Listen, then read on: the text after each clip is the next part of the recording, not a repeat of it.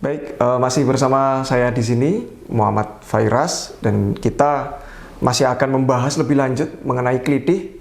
Nah, terkhusus ini kita di Kota Yogyakarta. Tahun 2020 ternyata bukan menjadi tahun terakhir terjadinya kelitih. Bahkan adanya pandemi virus corona ini juga masih bisa terjadi hal-hal yang tidak diinginkan. Nah, jadi di sini dan Solihul terdapat beberapa data dari kami, yaitu adanya tindakan kelitih di kota gede yang masih menjadi ranah atau menjadi daerah naungan dari Banser Kota Yogyakarta. Nah, itu bagaimana kemudian Banser, jajaran Banser ini untuk kaitannya mengawal dan tanggapannya dengan hal tersebut seperti apa? Ya, terima kasih Mas Fairas. Jadi berkaitan dengan kasus yang baru saja terjadi kemarin ya. Iya. Jadi kami juga sudah berkoordinasi dengan Komandan Banser Satkoryon yang ada di Kota Gede itu terkait dengan kejadian tersebut karena lokasinya ada di Kota Gede. Nah, itu memang kenakalan remaja itu tadi ya. Itu kan segerombolan anak-anak muda yang itu masih relatif kategori pelajar, masih di bawah umur. Sehingga kasusnya pun sepertinya mereka tidak bisa ditahan itu karena mereka masih di bawah umur, walaupun ada mekanismenya di dalamnya ketika kemudian mereka sudah mengancam nyawa orang lain seperti itu. Karena di DIY ini ada lembaga pemasyarakatan khusus anak itu di Gunung Kidul, jadi satu wilayah provinsi atau kita di DIY itu ada satu di Gunung Kidul.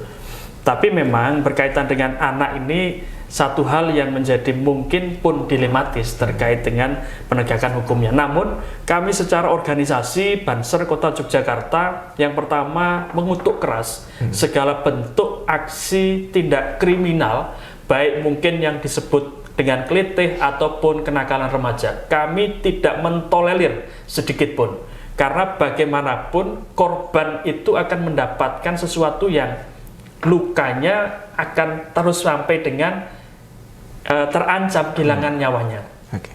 Kemudian kami juga meminta pihak-pihak terkait dalam hal ini kepolisian khususnya untuk bisa menegakkan hukum itu seadil-adilnya, dalam artian jangan sampai pihak korban itu merasa dirugikan dalam hal ini, walaupun itu yang melakukan adalah anak di bawah umur. Paling tidak berikan porsi hukum yang seadil-adilnya dan beri mereka efek jerah sehingga kemudian tidak menjadi sesuatu hal yang terulang, bahkan mungkin akan ada episode berikutnya, continue. Nah, ini yang saya khawatirkan, karena mengingat kasus kelitih ini atau kenakalan remaja ini, misalnya kita melihat data di 2019 sampai 2020 itu yang tercatat di Kota Yogyakarta ada 40 kasus yang itu 70%-nya Mas Fairas itu anak-anak remaja yang masih pelajar. Ini kan menjadi satu keprihatinan tersendiri untuk kami di Banser itu.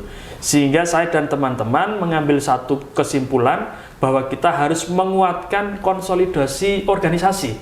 Kita harus menguatkan internal organisasi kita untuk kemudian kita mengambil satu langkah bagaimana kami bisa merekrut teman-teman sebanyak-banyaknya untuk bergabung kepada Banser, karena tentunya ketika mereka bergabung kepada Banser, dan alhamdulillah Mas Fairas belum ada, naudzubillahnya ya, jangan sampai ada Banser kemudian terlibat sebagai aksi ataupun pelaku dari kenakalan remaja atau tindak kriminal itu. Belum ada, karena begitu masuk ke Banser, teman-teman pemuda ini saya beri jaminan lah ya, 70-80% bahwa mereka akan safe ada di situ.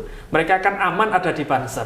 Karena apa ya, kegiatan yang kita lakukan, kegiatan satu ya pengajian, ya kita melakukan aksi kemanusiaan, kita membantu dalam hal kebencanaan, bahkan saudara-saudara kita yang berbeda iman pun kita berdampingan. Sehingga kemudian sedikit peluang untuk teman-teman ini akan berpikir bahwa saya harus terlibat berkaitan dengan kenakalan remaja atau aksi kelitih.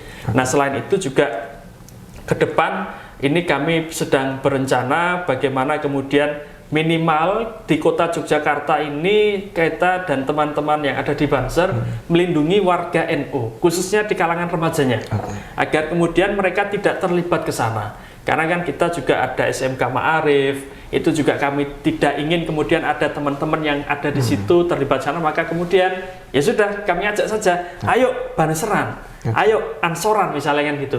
Sehingga tidak ada itu tadi Mas, celah untuk kemudian mereka mengambil afiliasi untuk melakukan tindakan-tindakan kriminal tadi.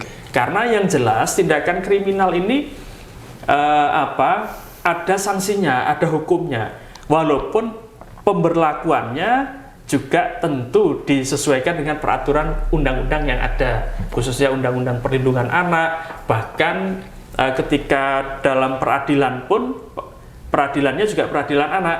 Artinya ketika ditetapkan pun keputusan hakim kaitannya dengan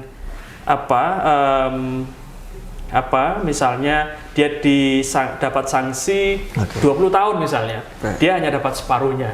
Tapi kembali bahwa yang kami tegaskan di sini, kami mengutuk keras segala bentuk kriminalitas yang ada di kota Yogyakarta, terkhusus kaitannya dengan kenakalan remaja, dan kami tidak mentolerir sedikit pun. Namun di sini kami juga tidak kemudian mengambil langkah-langkah yang mana langkah itu bukan kewenangan dari Banser.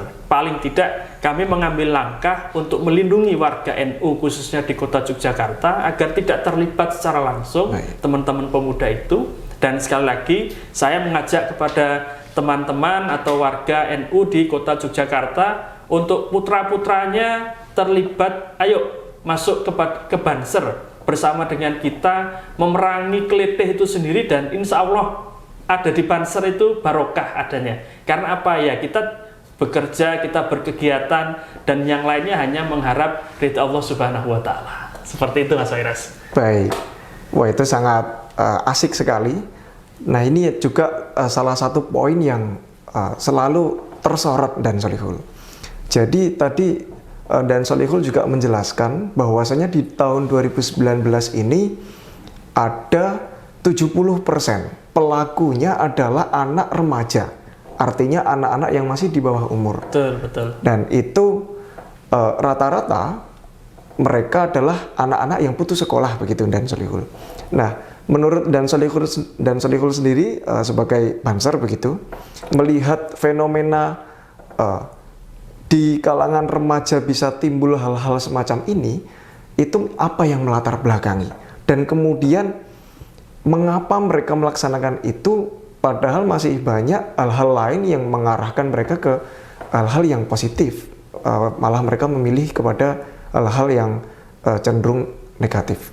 Itu bagaimana Kang ya.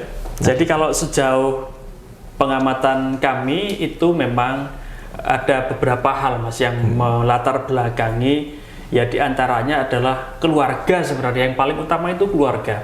Ketika dalam satu hubungan keluarga itu sudah tidak harmonis, khususnya di orang tuanya, maka kemudian ini akan berdampak secara psikologis kepada anaknya. Sehingga pentingnya keharmonisan dalam rumah tangga itu sebagai benteng utamanya untuk menjaga anak-anaknya agar kemudian tidak terlibat dengan hal-hal yang negatif. Karena bisa menjadi pelarian.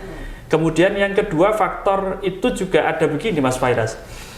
Jadi mereka ini ada juga yang tergabung dalam gangster-gangster, kelompok-kelompok. Baik. Sehingga kalau sudah berbicara gangster, sudah berbicara kelompok, ini berbicara gengsi. Artinya kelompok A atau gangster X itu sudah melakukan apa. Nah, gangster yang lainnya ini harus bisa melakukan yang lebih dari itu. Bahkan kemudian mereka juga kami memantau ya, melihat bagaimana kemudian perkembangannya itu ketika mereka bisa melakukan tindakan-tindakan kriminal yang mungkin non sewu, dalam bahasanya iso ngepruk kepalanya orang, bisa membaca orang. Bahasa mereka ini naik kasta. Seperti nah, ini kan sangat memprihatinkan sekali. Sesuatu hal yang sangat kontradiktif. Dan banyak di antara teman-teman yang terlibat ini adalah teman-teman remaja, bahkan teman-teman pelajar. Nah, di sini ya saya sampaikan kepada warga yang ada di kota Yogyakarta khususnya, ayo bersama-sama membentengi diri minimal dari keluarga itu agar kemudian keterlibatan mereka tidak semakin masif, kemudian juga memantau bagaimana adanya perkumpulan atau yang berkerumun, apalagi ini pandemi kan nggak boleh berkerumun Mas. Betul.